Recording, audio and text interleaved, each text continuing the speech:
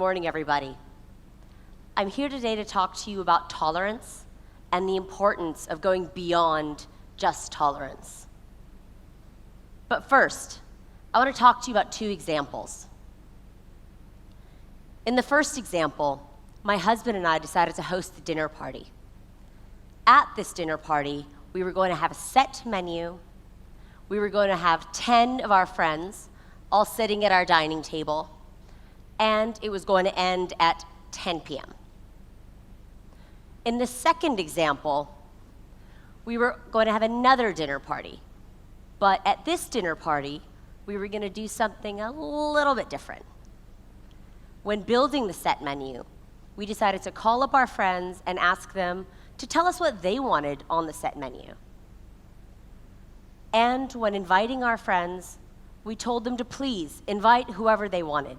The more the merrier. And instead of doing it at our dining table, we decided to build a new dining table with our friends and try to see how many people we could seat. When you think of these two examples, there's something fundamentally different with them. The first example is an example of tolerance. And the second example is an example of something beyond just tolerance. The reason this topic is so important to me is because of the different aspects of my identity. Like you, I am a woman. And like you, I am a Muslim. And like a lot of you, I am a person of color. And sometimes in society, because of those aspects of my identity, I've been extremely uplifted. But other times, I've been extremely pushed down and depressed because of them. There is a way forward to stop this oppression. But before I go into that, I want to talk to you all first about tolerance. When a country says it is moving towards becoming more tolerant, this is amazing. When my country, the United Arab Emirates, said that it was going to make 2019 the year of tolerance, I was proud. Because when a country or a person moves towards becoming more tolerant, it means they acknowledge and they respect that there are different identities in our society, and we need to make space to make sure they feel welcome. But with that said, tolerance alone is not enough. Because when you are trying to be tolerant, we put ourselves at the center of our consideration. I decide what I think is important and needs to be represented in our society. There's no exchange. When we only look at things from one perspective like this, we miss important issues like power, like discrimination, and like different people's voices and perspectives. The late author David Foster Wallace, in his speech, This Is Water, gives us an example of how we have a tendency to put ourselves in the middle of our experiences, and how he had tried to go beyond just being tolerant to try to see someone else's perspective. He tells us about a time where he was in a grocery store. He's tired, it's after work, but he needs to buy groceries. He waits in this line. The line is long. And at the end of that line, there's a cashier, and she is being so slow.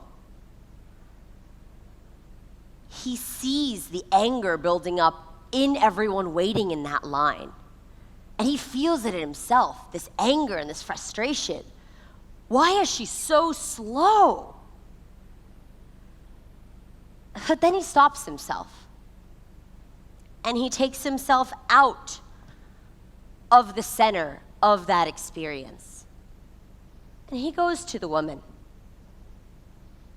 And he really looks at her. He notices that she's really tired. Why is she so tired? He sees that she has bags under her eyes. He sees that her hair is all messy and uncombed. And he wonders, why is she so tired? Could it be that she's so tired because she works 3 jobs? Or could it be that she's so tired because she's the only one working in this country and the rest of her family is back home? So she spent all of last night talking to them on the phone. Or could it be that she's so tired because she spent all of last night holding the hand of her dying partner? When we as a society don't try to take ourselves out of the center of our experiences and go beyond, we miss not understanding and seeing that different perspective, like that of that cashier. So we as a society need to go beyond just being tolerant.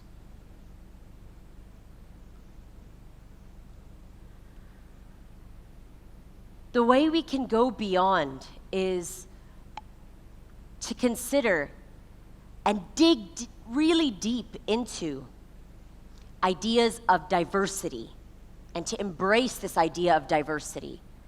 Because diversity means to create structures of representation in our society for different identities. And we need to also embrace multiculturalism. And by that, I mean we need to make sure our societies are states of being that allow people with different identities to feel welcome. The whole purpose of trying to go beyond just being tolerant is to create a sense of belonging.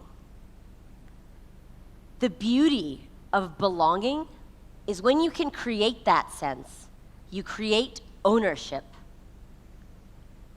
If you remember the second dinner party I mentioned to you, during that dinner party, we had encouraged our guests to have an exchange with us, to tell us what they thought was important to be represented at that dinner party.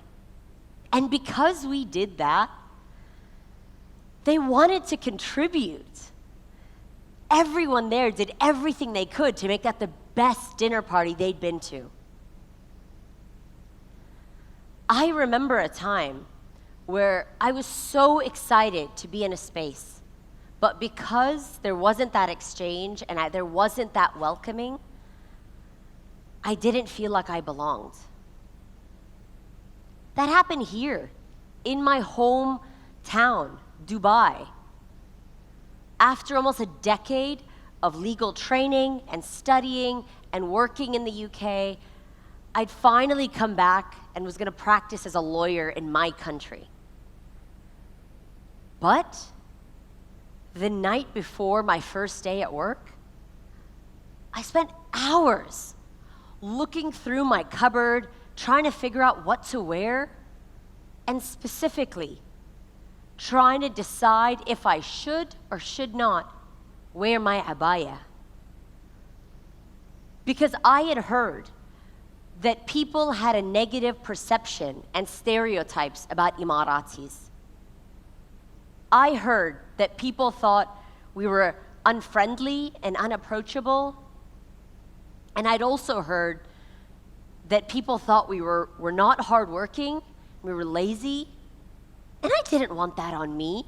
I'd worked so hard. So, for 3 years, I didn't wear my cultural attire to work. So what could we as a society do to make sure that people with my identities and with all of yours and others feel welcome and like they belong? How do we do it? The first thing that we can do, self-reflection. Dr. Robert Reason, a professor of education at Iowa State University, explains that when someone takes the time to truly get to know themselves, not only do they understand the different aspects of their identity and how those different aspects interplay with one another and interact, they're also more motivated to understand this in other people. And this understanding of different perspectives can help create a more welcoming society. The second thing that we can do is have empathy. Dr. Arlie Hochschild, a sociologist from the University of California, Berkeley, came up with a term called the empathy wall. And the empathy wall is defined as an obstacle to a deep understanding of another person, which can make you indifferent or it can even make you hostile, all because that person holds beliefs that are different to you or has a childhood rooted in different circumstances. So we, as a society, need to learn to scale that empathy wall and to look over it, to see what that different person's perspective is, and why they think and why they act the way they do. The final and third point I'm going to talk to you about is action.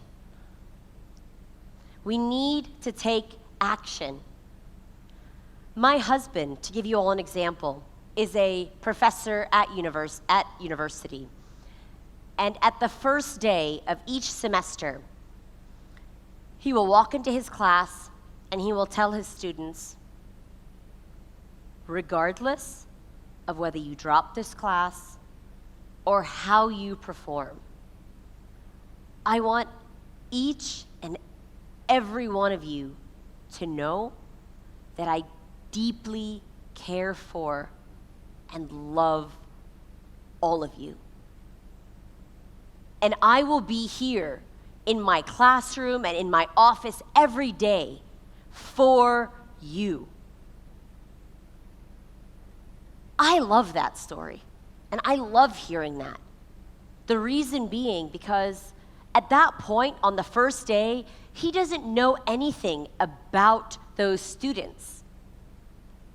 But he has created a space in his office and in his classroom of unconditional acceptance and welcoming. To give you all another example, the fact that you are all here today is a beautiful example of all of you scaling that empathy wall. To hear my perspective and to hear the perspective of all of the other speakers that have spoken today and that will be speaking. So thank you for doing that.